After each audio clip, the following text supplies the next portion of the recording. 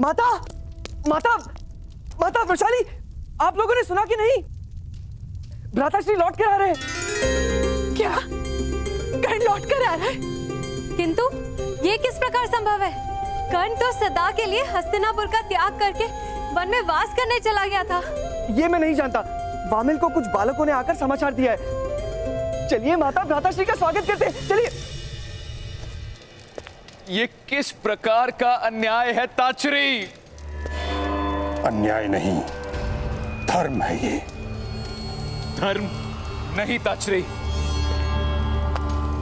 ये धर्म किस प्रकार हो सकता है? मैं कुरु वंश का ज्येष्ठ पुत्र था, उस सिंहासन पर मेरा अधिकार था ताचरी। मेरे राज्य अभिषेक के समय विदुर ने मेरी क्षमता पर प्रश्न उठाया, तो आपने उसकी बात किस प्रकार मान ली? आपने मेरे साथ ऐसा अन्याय क्यों होने दिया ताचरी? क्यों? एक नेत्रहीन व्यक्ति का राज अभिषेक नहीं किया जा सकता। परिचित तो हो तुम इस बात से। हस्तिनापुर की समस्त प्रजा तुमको राजा के रूप में कभी स्वीकार नहीं करती। किंतु मुझ में क्या कमी थी ताचरी? एक मुष्टि के प्रहार से हाथी तक को गिरा सकता हूं मैं ताचरी। रोम रोम में नेत्र हैं मेरे। आने वाले व्यक्ति की श्वास की गति से बता सकता हूं कि उसके मन का विचार क्या है। शस्त्र और शास्त्र में पारंगत किया है मैंने स्वयं को। एक नेत्र की कमी पूरी करने के लिए अधिक से अधिक क्षमता और सामर्थ्य प्राप्त किया है मैंने। फिर भी मैं राजा नहीं बन सका। क्या ये अन्याय नहीं था?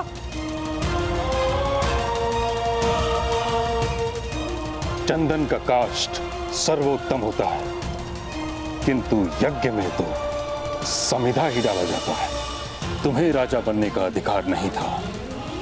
यही धर्म का विधान और परंपरा की मर्यादा है। मैंने अपने सारे स्वप्न अपने पुत्र के जीवन में स्थापित किए हैं ताचरी।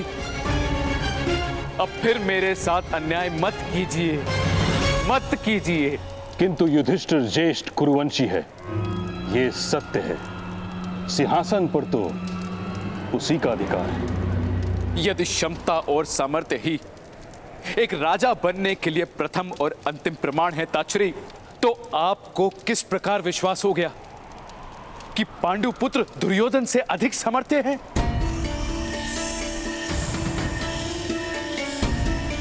वनों में पले बड़े हैं ताचरी। न समाज का अनुभव है, न गुणों की परीक्षा हुई है। आपने किस प्रकार से विश्वास कर लिया कि पांडु पुत्र युधिष्ठिर ही युवराज बनने के योग्य है? आप अवश्य ही मेरे साथ पक्षपात कर रहे हैं ताचरी। एक बार और मेरे साथ अन्याय कर रहे हैं आप। क्षमता और सामर्थ्य का प्रमाण तो दुर्योधन ने भी नहीं दिया। धृतराष्ट्र,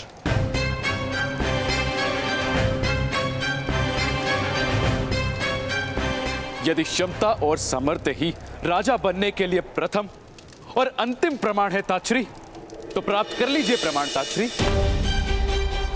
करवा लीजिए दोनों राजकुमारों के बीच प्रतिस्पर्धा। फिर निर्णय होगा कि कौन होगा हस्तिनापुर का युवराज। उचित कहा तुमने पुत्र, किंतु दोनों राजकुमार अबुद्ध हैं। ना उन्होंने ज्ञान प्राप्त किया है और ना ही गुरुकुल गए हैं। अज्ञानता की प्रतिस्पर्धा का क्या लाभ? जिस दिन दोनों राजकुमारों ने सामर्थ्य और ज्ञान प्राप्त कर लिया, उस दिन होगी प्रतिस्पर्धा और उनकी क्षमता के आधार पर हस्तिनापुर अपना नया राजा नियुक्त करेगा।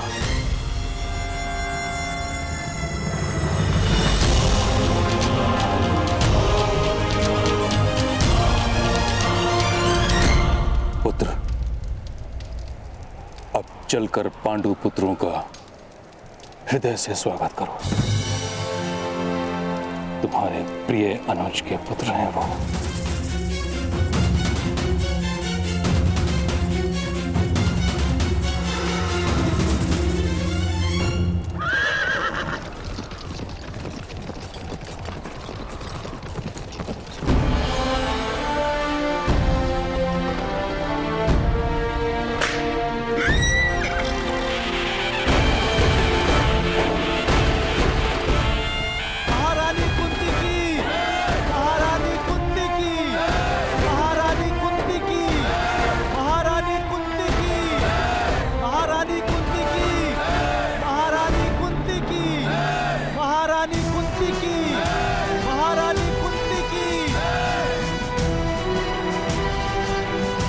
ध्यान से देखो दुर्योधन, यही है वो भाई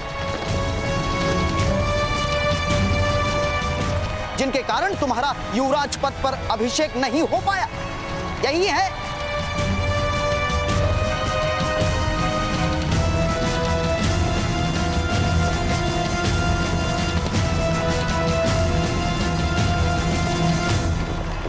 महारानी कुंती की, महारानी कुंती की, महारानी कुंती की, महारानी कुंती की। असंभव, जलती हुई लकड़ी पर बेल नहीं चढ़ती। कर्ण का हृदय क्षत्रियों के व्यवहार से जल रहा है। वो हृदय समर्पण कैसे कर सकता है? नहीं, कर्ण किसी क्षत्रिय का सारथी नहीं बन सकता। महारानी कुंती की, महारानी कुंती की, महारानी कुंती की। पुत्र, शत्रु से बड़ा शिक्षक कोई नहीं होता। शत्रु की शक्ति का निरीक्षण करो। तुम्हारा शत्रु तुम्हें स्वयं ही पराजय का मार्ग दिखाएगा। और ये भाई तुम्हारे शत्रु है। ये सदैव तुम्हारे साथ अन्याय ही करेंगे पुत्र।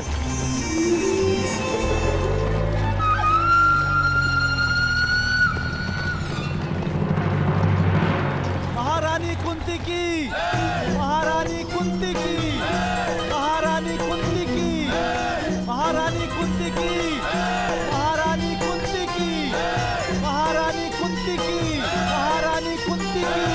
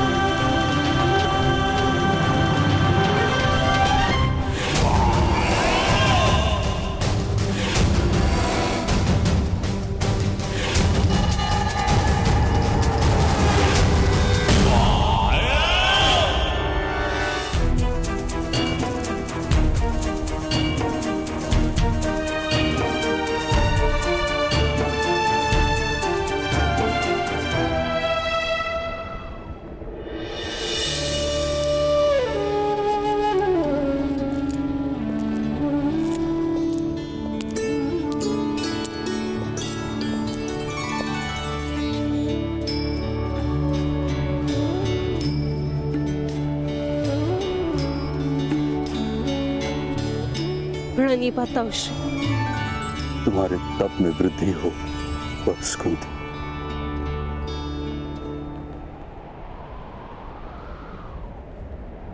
तपस्वियों को दिया जाने वाला अभिवंदन क्यों ताउश्री? सन्यासिनी बने रहने की अनुमति नहीं दी आपने। जब कर्तव्य ही जीवन का एकमात्र कारण हो तो समग्र जीवन तपस्या बन जाता। वास्तव में तुम्हारी तपस्या तो अब आरंभ हुई है वत्स।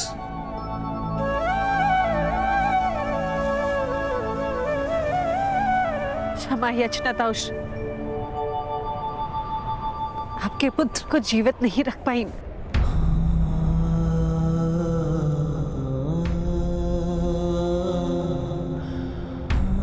भाग्य का दोष अपने माथे पर मत लो कुंती।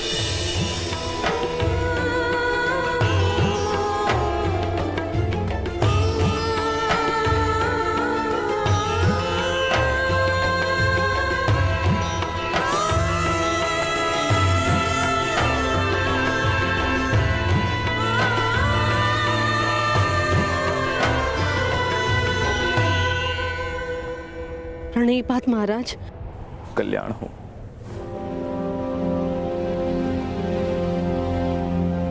हस्तिनापुर में तुम्हारा स्वागत है। संसार के सुख तो तुम्हें यहां प्राप्त नहीं हो पाएंगे कुंती, किंतु तुम्हें और तुम्हारे पुत्रों को सुख और सुविधा अवश्य प्राप्त होगी यहां।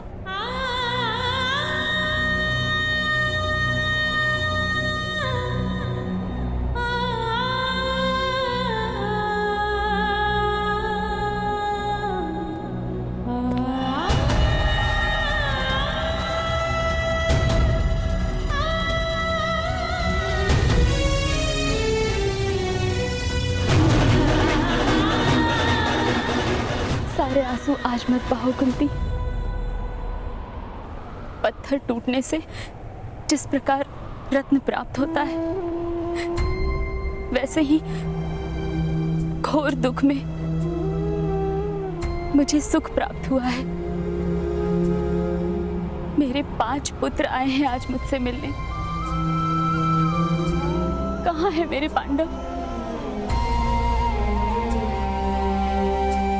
पुत्र, हाँ, अपने ताऊश्री पितामह और ज्येष्ठ माता को प्रणाम करो।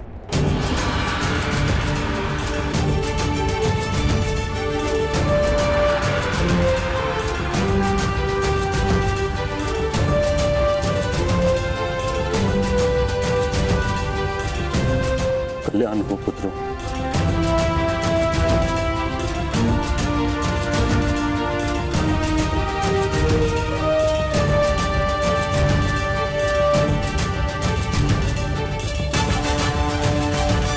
आओ पुत्रों।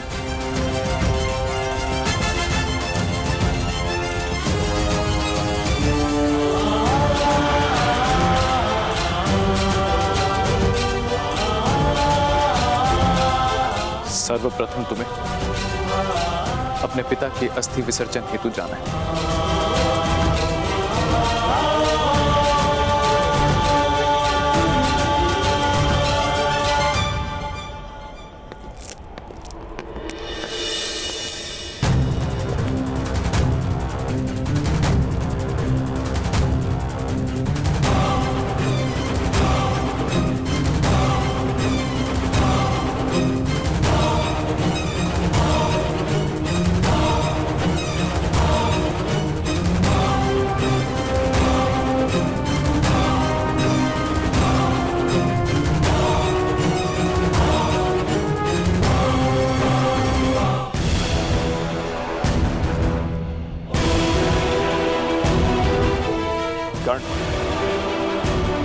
रथ को रथशाला पहुंचाकर जाना।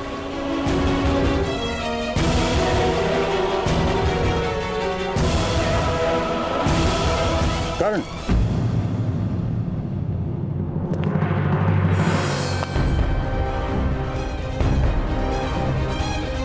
आज तुमने पांडु पुत्रों की रक्षा करके राज परिवार पर एक और उपकार किया। जी महामहिम, बार बार दोहराने से बात स्मरण में रह जाती है। ऐसा कहते हैं ज्ञानी जन।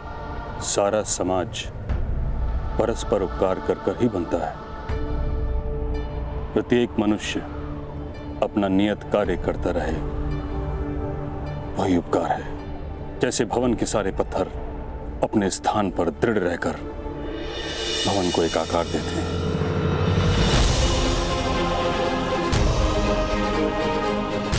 और फिर भी भवन की शोभा तो उसके कलश से ही जानी जाती है।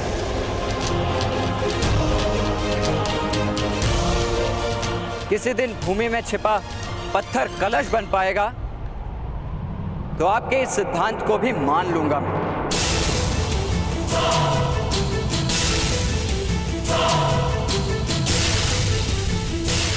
प्रणिपात।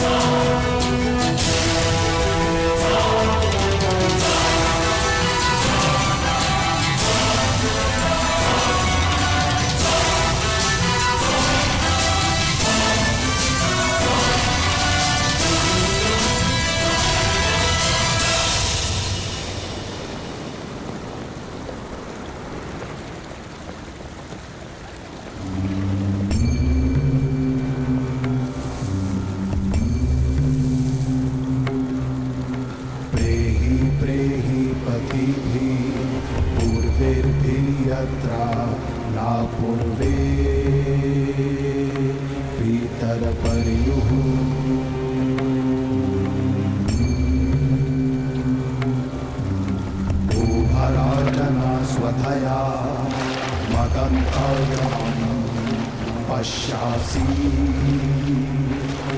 वरुणं च दिवम्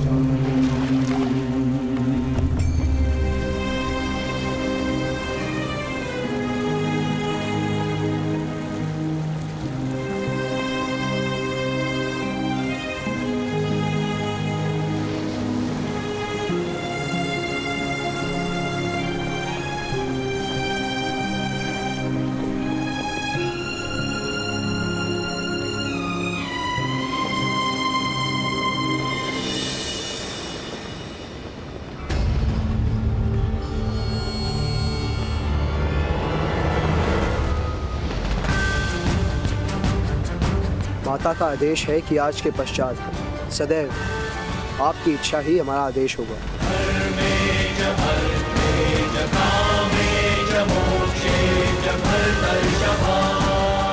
आज के पश्चात तुम्हारा सुख ही हमारी इच्छा होगी।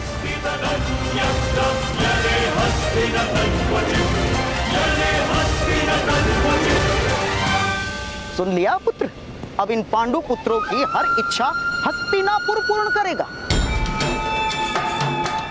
केवल एक ही इच्छा हो सकती है इन वनवासियों की, हस्तिनापुर के सिंहासन पर अधिकार प्राप्त करना। यहाँ घर बनाएंगे तो अधिकार प्राप्त करेंगे ना। दुशासन, तुम्हारे भाई वन से आए हैं, उनका ऐसा स्वागत करो कि हस्तिनापुर उन्हें अपना घर नहीं कारागार प्रतीत हो।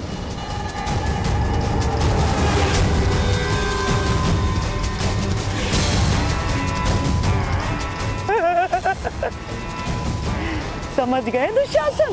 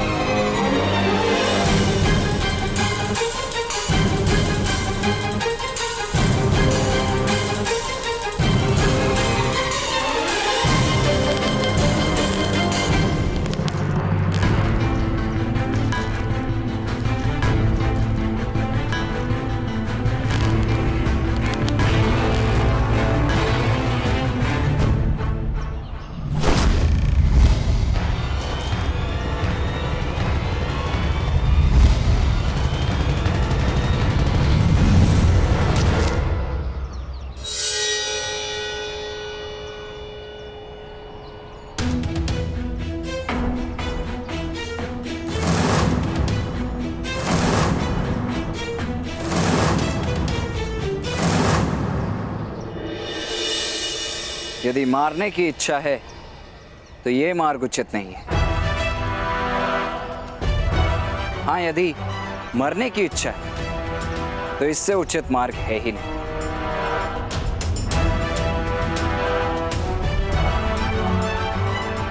किसी क्षत्रिय ने देख लिया तो अवश्य मृत्यु प्राप्त हो जाएगी। मरते तो सब हैं कर्ण, किंतु जिसने पराजय स्वीकार कर ली हो उसके लिए जीवन ही मृत्यु बन जाती है। तुम्हारे हाथों ने जब रथ की धुरा उठा ली तो तुम्हारे स्थान पर किसी को तो धनुष उठाकर संघर्ष करना पड़ेगा।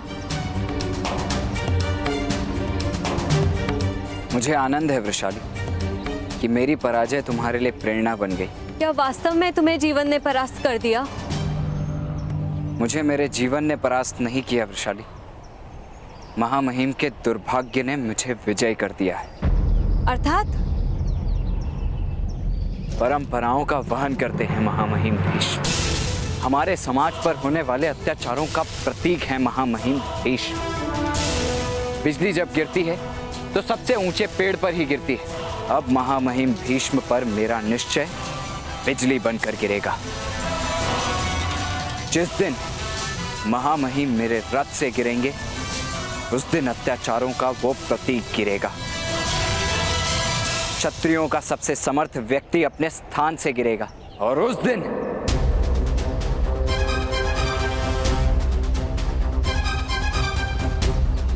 दिन ये सिद्ध हो जाएगा कि सूतों का सामर्थ्य क्षत्रियों से कम नहीं।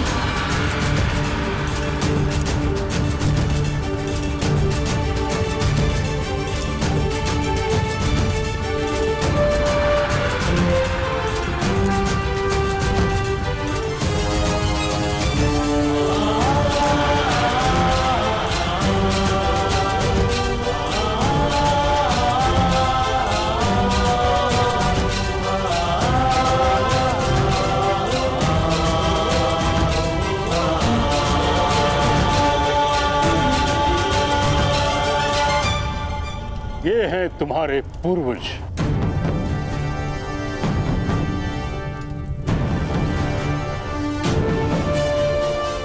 इनका सत्य, इनका सामर्थ्य, इनका धर्म तुम्हारा मार्गदर्शन करेगा। स्मरण रहे,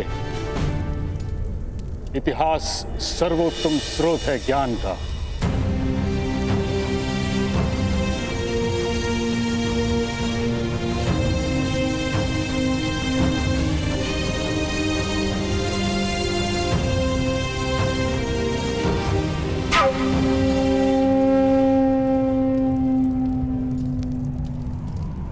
इतना विशाल भवन है। भवन इतने विशाल क्यों है पितामह? ताकि तुम्हारे लिए इसमें स्थान रहे।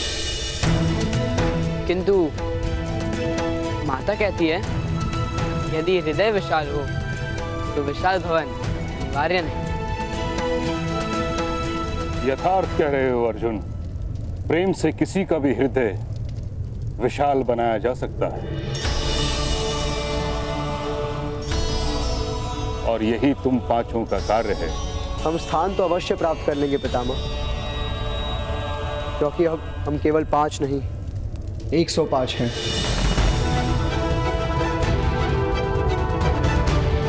किंतु ज्येष्ठ, मुझे तो अन्य 100 दिखाई नहीं दे रहे हैं। अन्य 100 भाई तुम्हारी ही प्रतीक्षा कर रहे हैं भीम।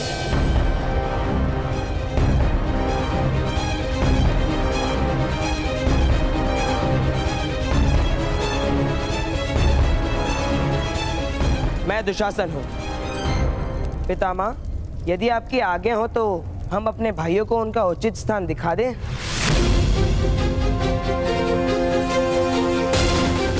जाओ पुत्रों, हस्तिनापुर में अपना स्थान निर्मित करो।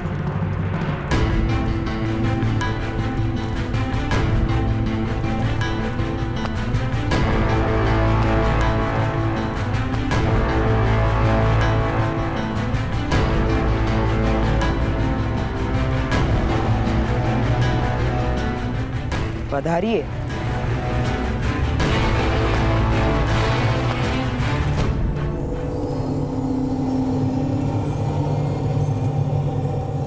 भ्राता दुर्योधन आप ही की प्रतीक्षा कर रहे हैं। आखिर आपके सम्मान और स्वागत के लिए तो उन्होंने विशेष प्रबंध जो किया है। आइए आइए पधारिए, खूब विशेष प्रबंध है।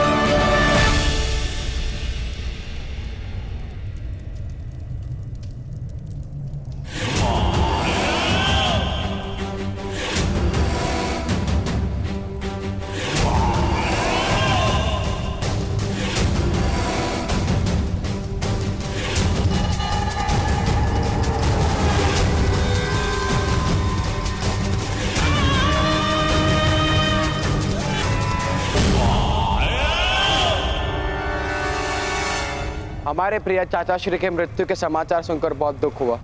आप सब भी उनके आश्रय में रहते थे। अवश्य आप सबको भी दुख हुआ होगा। वो हमारे पिता थे दुर्योधन। अवश्य अवश्य कुंती पुत्र, हम सब भाइयों ने आपके पिता की प्रतिमा निर्मित करवाई है।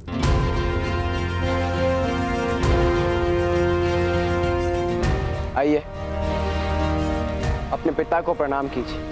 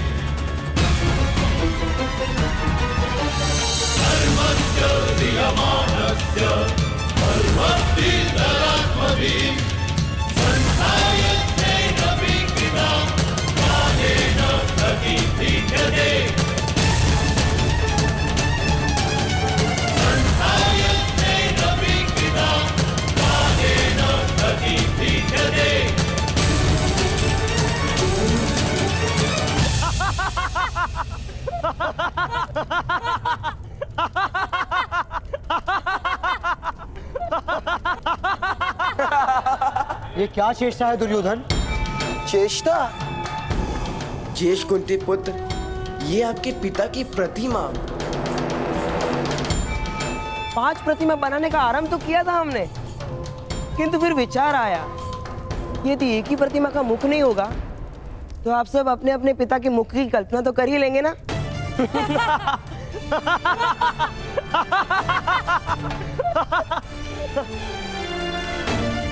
है ना? हो गई स्मरण?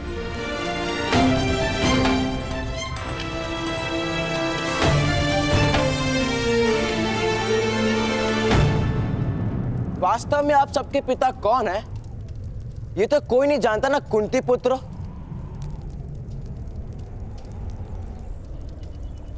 तथा माद्री पुत्र।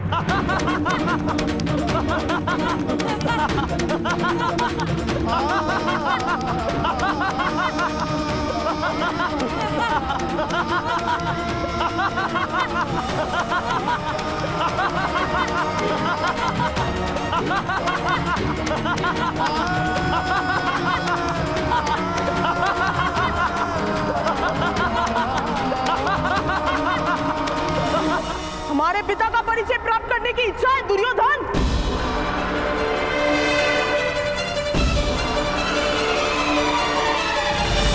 ठहरो भी, पिता का परिचय पुत्र का व्यवहार ही होता है।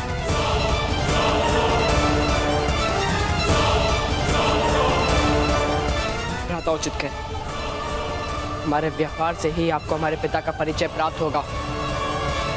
भ्राता दुर्योधन, तुम अवश्य अर्जुन होंगे। मेरे साथ रिश्तता मत करो। मेरे पिता कुरुवंश के सम्राट धृतराष्ट्र है। तुम लोगों के जन्म के विषय पर केवल कथाएं सुनी है, इसलिए हस्तिनापुर के सिंहासन की ओर अपनी दृष्टि मत करना।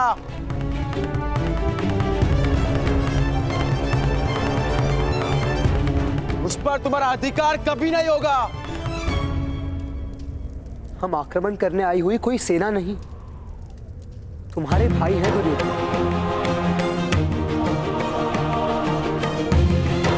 और राज्य और सत्ता कोई धरोहर नहीं, एक उत्तरदायित्व है।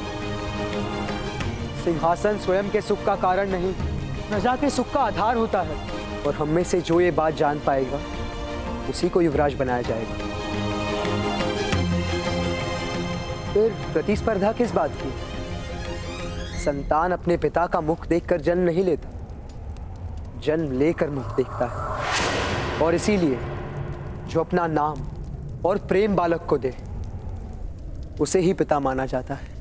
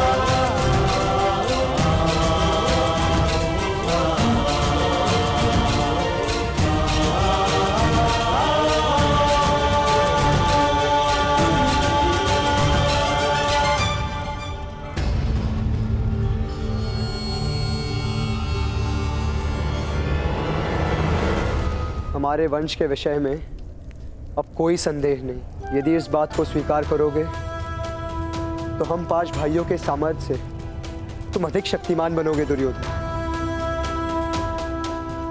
अन्यथा हमारा परिवार और वंश निर्बल हो जाएगा।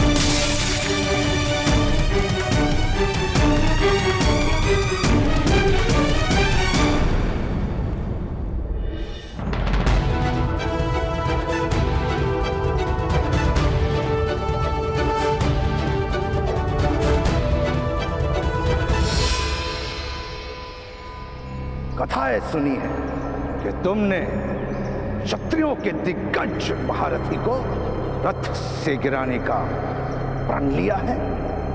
मैंने तो सारे क्षत्रियों को उनके स्थान से गिराने का प्रण लिया है। प्रण करने से पूर्व कोई योजना बनाई है? योजना तो कायर बनाते हैं और शूरवीर मार्ग बनाते हैं। ऐसा ही कहा था ना आपने ताऊ?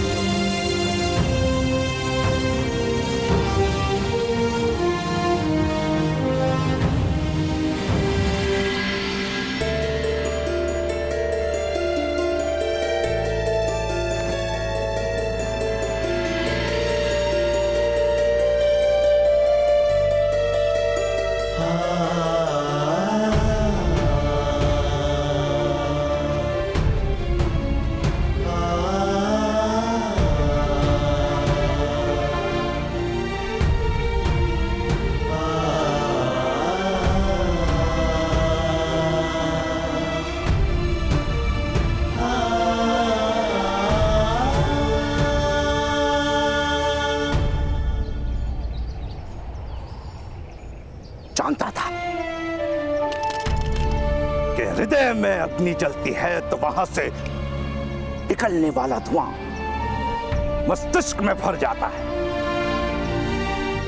और इसी कारण तो मुझे अपनी तपस्या भंग करके यहां आना पड़ा, तुम्हारी रक्षा हेतु। एक ही व्यक्ति है जिनकी रक्षा प्राप्त करना मेरे लिए गर्व की बात है, और वो केवल आप हैं ताऊ।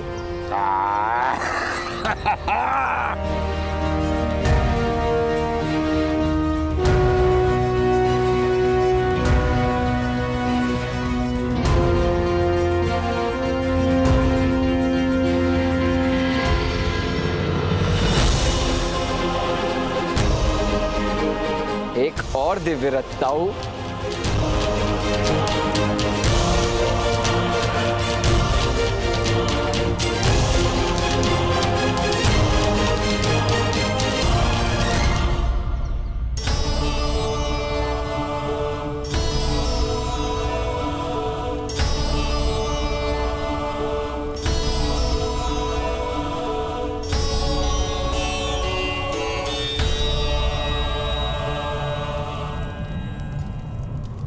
तुम्हें अब किसी भी विषय में चिंता करने की आवश्यकता नहीं है कुंती।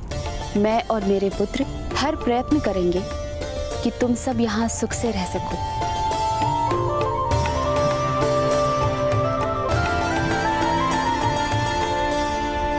प्रणाम ज्येष्ठ माता। सब सुख से तो है ना पुत्र युधिष्ठिर? मेरे पुत्रों से भेंट हुई तुम्हारी?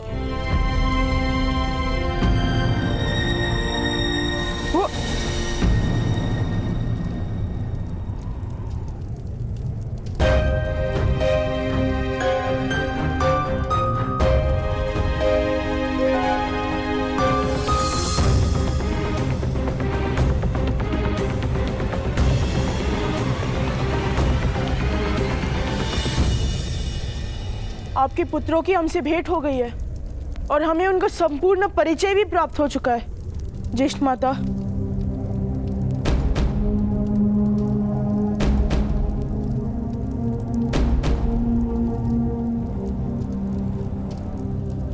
मुझे विश्वास है कि तुम 105 भाई हस्तिनापुर की शक्ति बनोगे।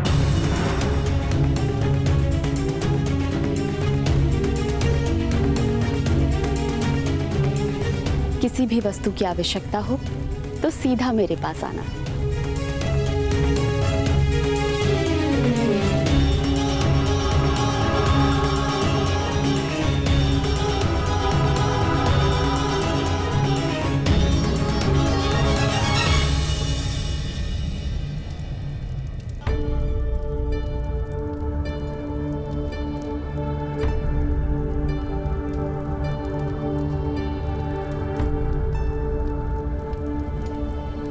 किस विषय की चिंता है पुत्रों?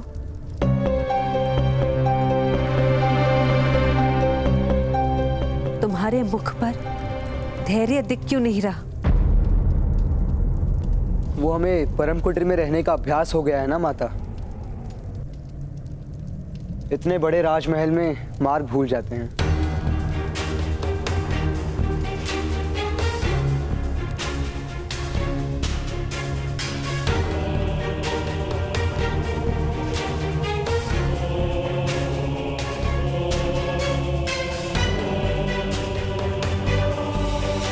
राजभवन में मार्ग भूल रहे हो तो मिल भी जाएगा।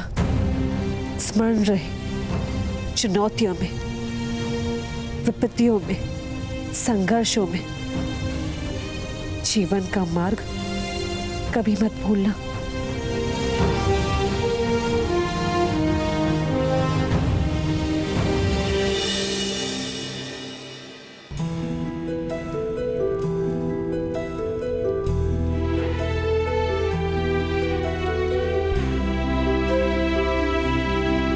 अब इस संघर्ष का यही अंत है।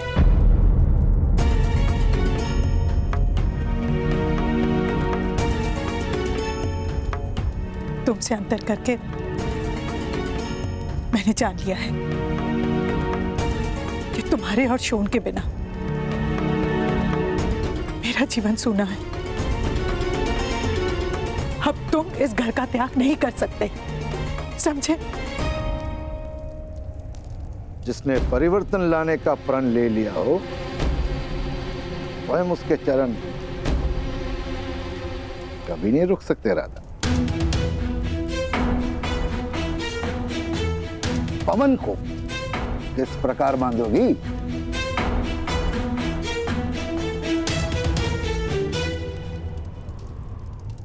वो सब मैं नहीं जानती जीत जी, किंतु कर्ण, तुम अब से ऐसा कुछ नहीं करोगे जिसके कारण तुम्हारे पिता तुम्हें निष्कासित करें।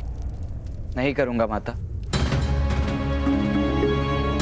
जब तक आपका या पिताश्री का आदेश ना हो, तब तक मैं घर का त्याग नहीं करूंगा। किंतु मुझे भय है कि एक समय अवश्य ऐसा आएगा जब आप स्वयं मुझे घर का त्याग करने का आदेश देंगे।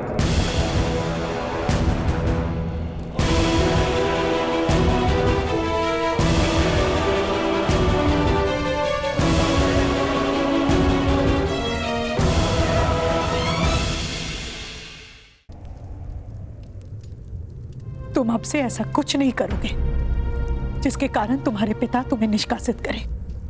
नहीं करूंगा माता। जब तक आपका या पिताश्री का आदेश ना हो, तब तक मैं घर का त्याग नहीं करूंगा।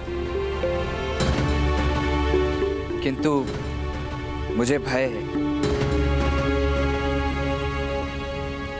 कि एक समय अवश्य ऐसा आएगा जब आप स्वयं मुझे घर का त्याग करने का आदेश देंगे।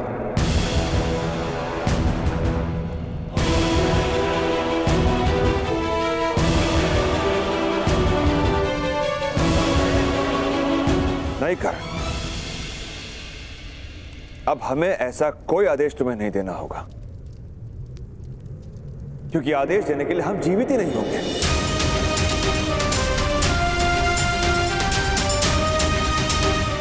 जलती हुई बाती को देखा है? सबसे पहले उस बाती को जीवन देने वाला ही जलता है, और तुम्हारा ये संघर्ष तुम्हारे परिवार का बलिदान लेगा।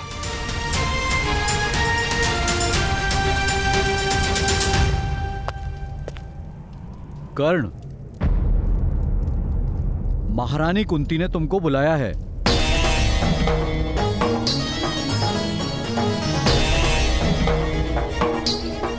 किंतु क्यों?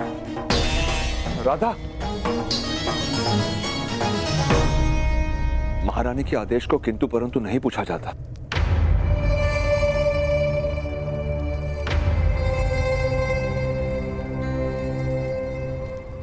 जाओ पुत्र।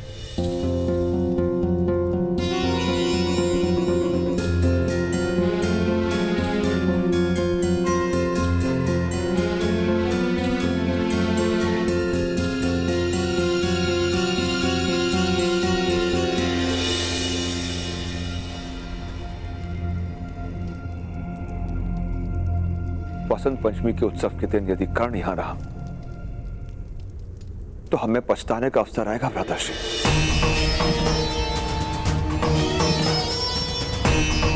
महारानी कुंती का आदेश ना होता तो कर्ण को पूर्ण निष्कासित कर देता। कर्ण को एक बहुत बड़ी विपत्ति से सुरक्षित करने का यही एक मार्ग है। नहीं आर्य, सुरक्षा घर में होती है, वन में नहीं।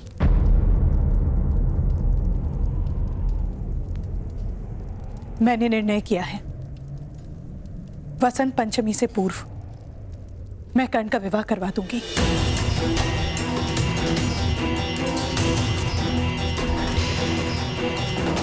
अपनी पत्नी को निराधार छोड़कर घर का त्याग करने का किसी को अधिकार नहीं है। ये केवल परंपरा ही नहीं, ईश्वर का विधान है। कर्ण को ईश्वर के विधान को मानना पड़ेगा।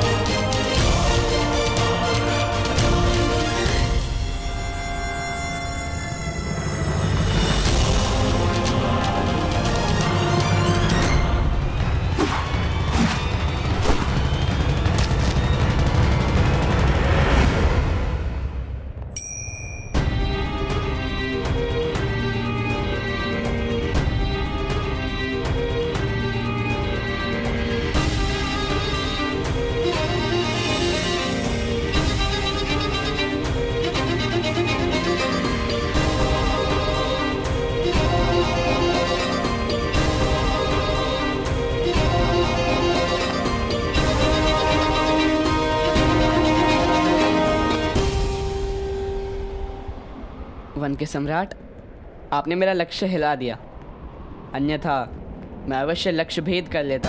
हाँ अवश्य, आप तो राजकुमार हैं।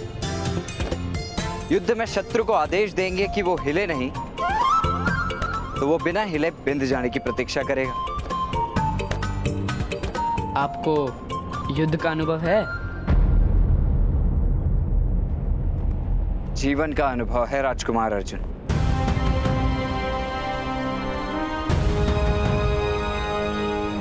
और मेरा जीवन भी युद्ध से कम नहीं। तात्पर्य? आपके प्रश्नों का प्रहार हो रहा है। अब मुझे आज्ञा दीजिए, आपकी माता से मिलने का आदेश है।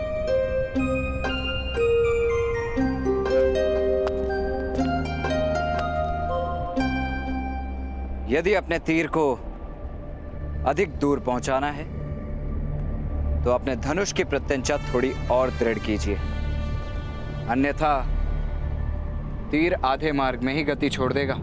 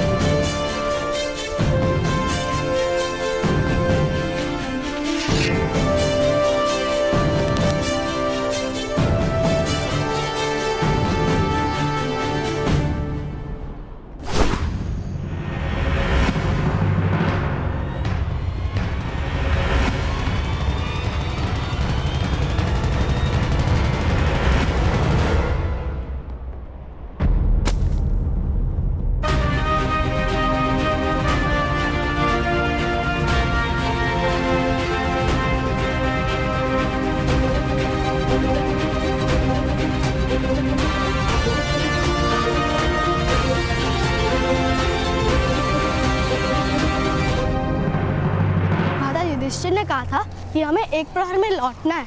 चलिए, इस दिशा में रसोई नहीं है, इस दिशा में चलिए। किंतु इस दिशा में आम है नकुल, मुझे आम की सुगंध आ रही है। आपकी भूख तो माया है भ्राताश्री, क्या क्या सुगंध आ जाती है आपको। थोड़ी और भूख बढ़ेगी तो आपको मनुष्य के मुख में आम का आकार दिखाई देने लगेगा। तुम्हारे मुख में मुझे कद्दू दिखाई दे रहा है नकुल, कारण जानते हो? अवश्य, क्योंकि आपको कद्दू का स्वाद प्रिय नहीं। हाँ, इसलिए। और यदि मेरी चेष्टा कर रहे हो तो वास्तव में तुम्हारा मुख कद्दू जैसा हो जाएगा। अब चलो आम ढूंढते हैं।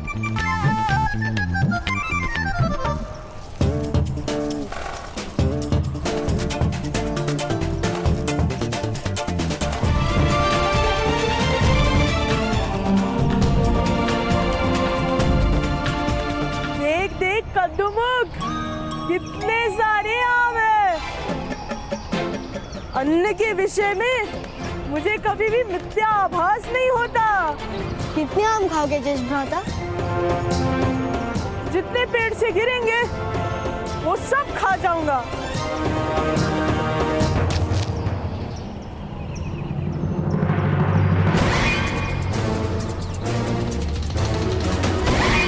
वो गुटली भी इसी आम के पेड़ से गिरी है भ्राता भी। आओ खाओ।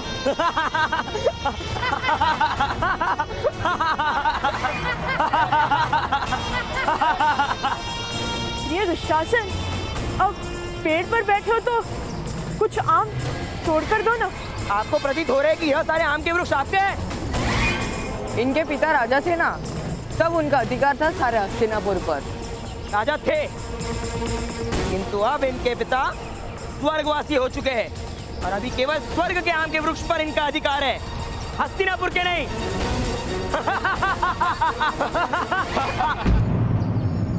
ये सारे वृक्ष हमारे हैं भ्राता भीम, क्योंकि हमारे पिता राजा है।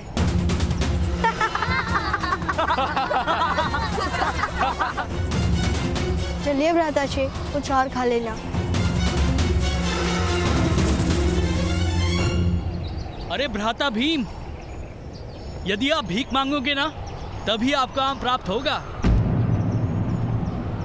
सन्यासी के पुत्रों को भिक्षा मांगने में क्या लाज? आपके पिता ने भी भिक्षा मांगी होगी। अवश्य, के पिता ने तो भीख में राज्य मांग लिया था। मांगिए मांगिए, भीख मांगिए, भीख मांगिए, आम पाइए। आम पाइए, आम पाइए।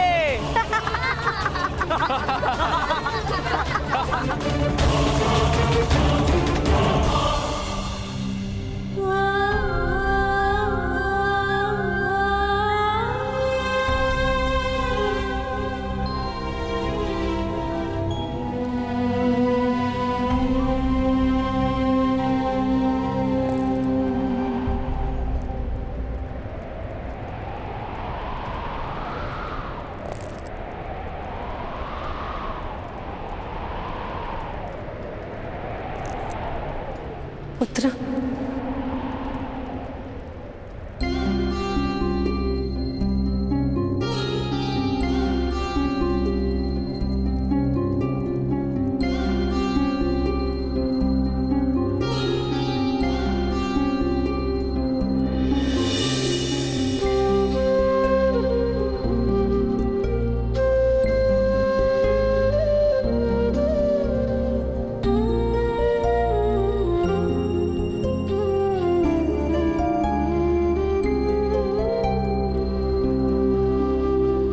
पुत्र नहीं, सूत पुत्र कर्ण।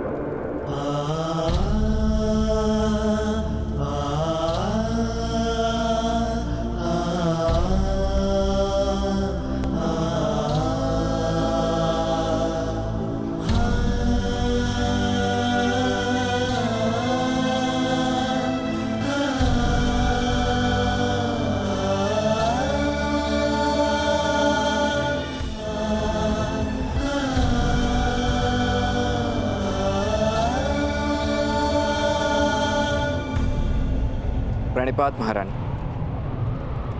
आपने बुलवाया था, आदेश दीजिए। आदेश नहीं, विनती है। मुझे तुम्हारी सहायता की आवश्यकता है कर्ण। सूत पुत्र वन में सहायता करते हैं महारानी, राजभवन में केवल सेवा करते हैं और महारानी केवल आदेश देती है। मेरे पुत्र को तुम्हारे सहायता की आवश्यकता है।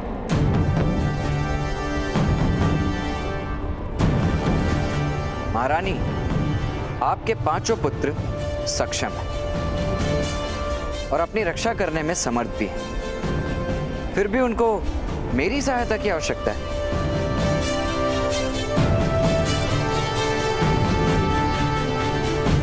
मैं उनके सामर्थ्य को भली भांति जानती हूं कर्ण, और वो हस्तिनापुर से अनजान है। महाराज के पुत्रों का व्यवहार इस समय अनुचित है। इस कारण मैं अपने पुत्रों को लेकर चिंतित हूं। तुम्हारी उनके साथ मित्रता हो गई है। संघर्ष के समय होने वाली मित्रता और शत्रुता सदैव दृढ़ होती है।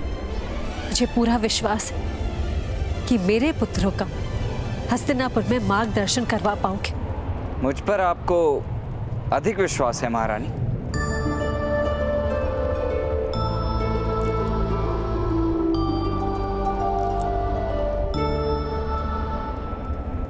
ऐसा प्रतीत हो रहा है कि रक्त के संबंध से भी अधिक गहन संबंध है तुम्हारे साथ।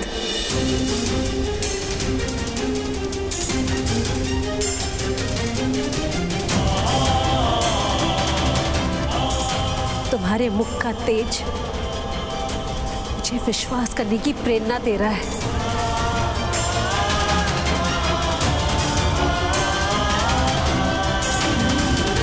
मांगे मांगे, भीख मांगे, भीख मांगे। चलिए भ्राताश्री, माता ने कहा था। मुझे स्मरण है नकुल, किंतु दुशासन उचित कह रहा है। भिक्षा मांगने में लज्जा का क्या कारण? पिताश्री कहते थे प्रकृति ईश्वर का ही अंग है, इसीलिए वृक्ष, बेल, आकाश, धरती, इन सब से हम भिक्षा मांग सकते हैं। हे आम्र वृक्ष, कृपा करके मुझे आम दीजिए।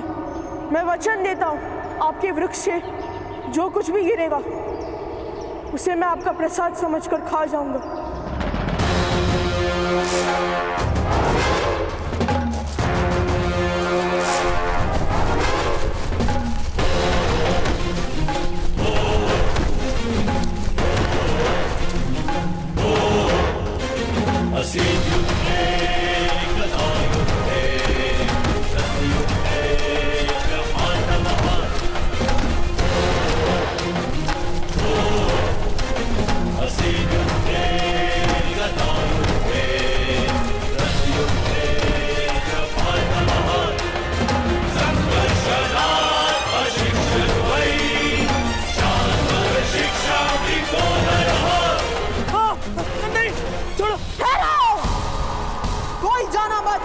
मेरा वचन था कि वृक्ष से जो भी गिरेगा उसे मैं खा जाऊंगा।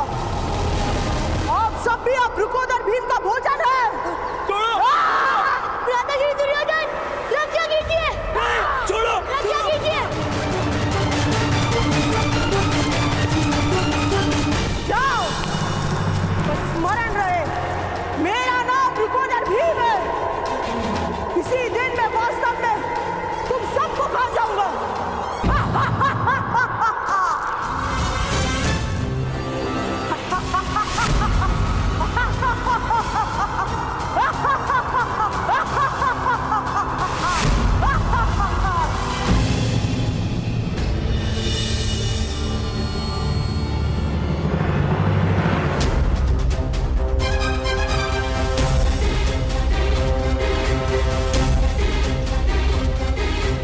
सामर्थ्य भी है और ये सूद भी नहीं है।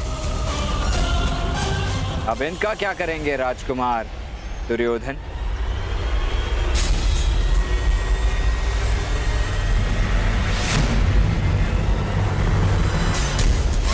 प्रणिपात।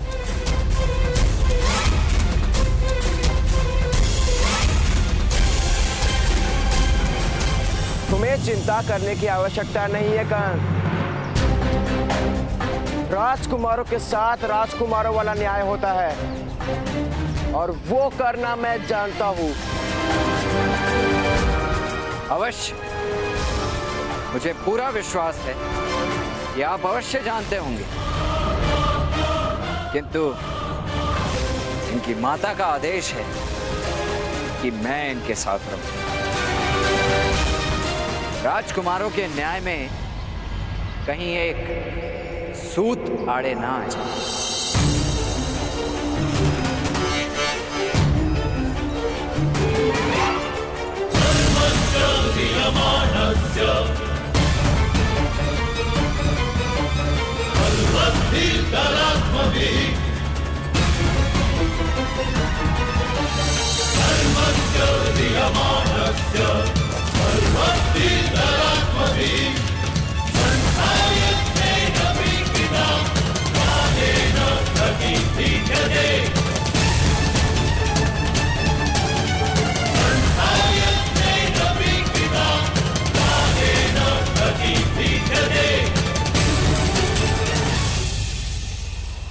पिताश्री,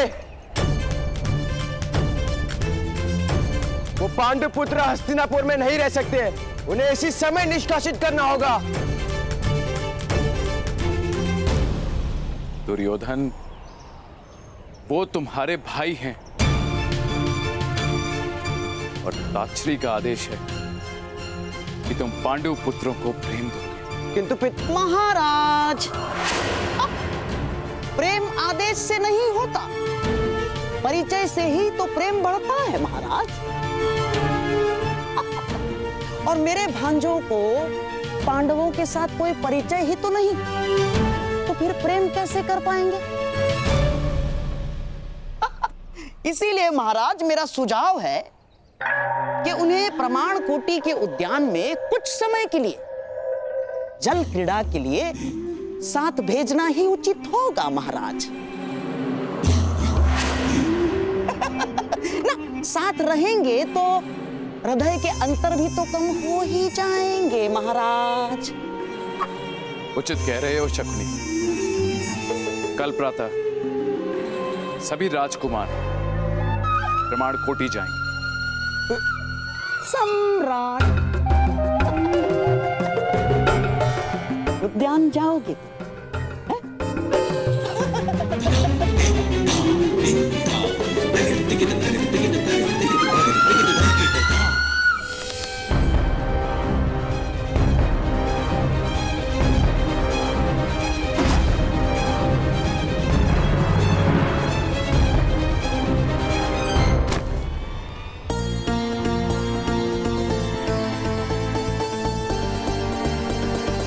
कर्ण महोदय,